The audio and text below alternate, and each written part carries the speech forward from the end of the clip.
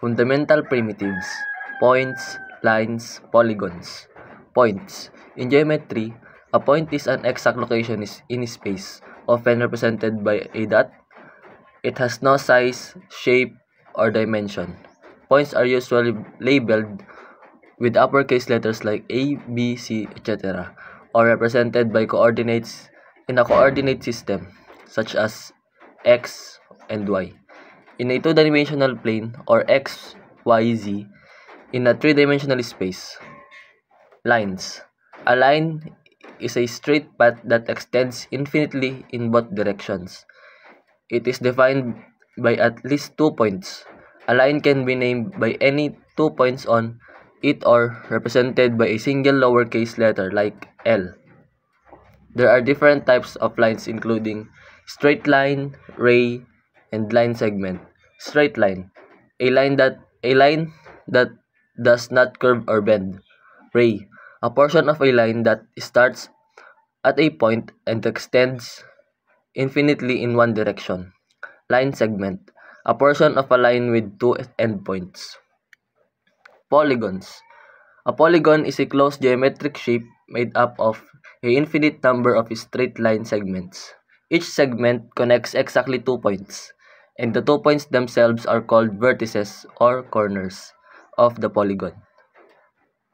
The line segment forming the polygon do not cross each other. Polygons can be classified based on the number of sides they have, like triangle, quadrilateral, pentagon, hexagon, and so on.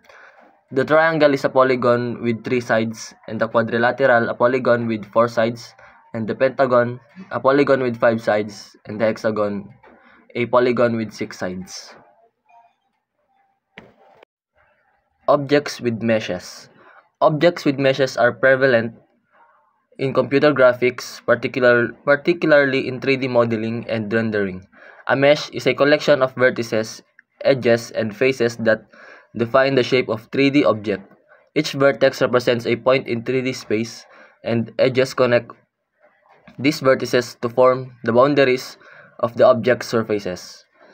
Here's a breakdown of the components of a mesh. Vertices. These are the points in 3D space that define the corners or key positions of the object. Edge. Edge are the line segments that connect pairs of vertices. Faces or polygons. Faces are flat surfaces formed by connecting 3 or more vertices with edge.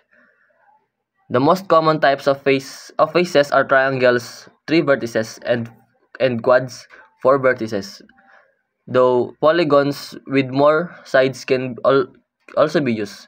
Faces define the visible surfaces of the object. Meshes are extensively used in computer graphics for modeling various objects, characters, environments, and more.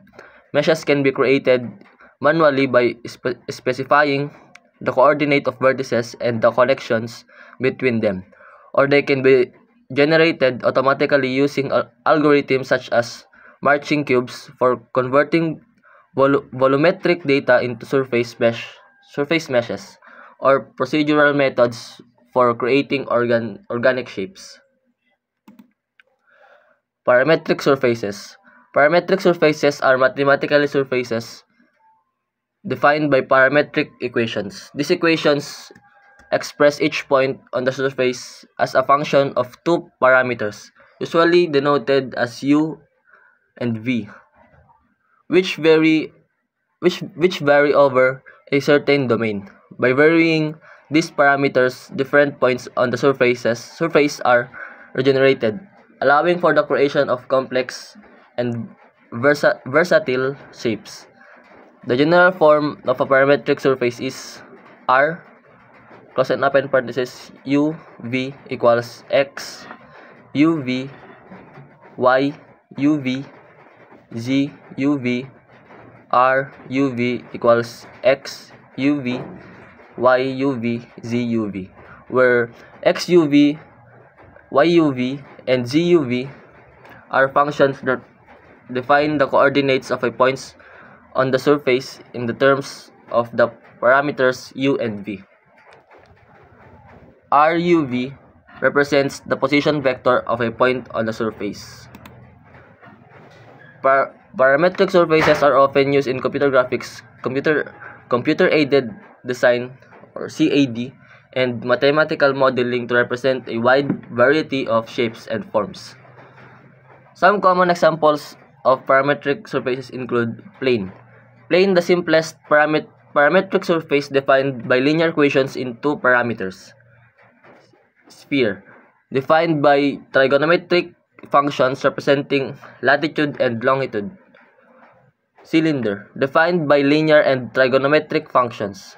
Torus, a donut-shaped surface defined by trigonometric functions.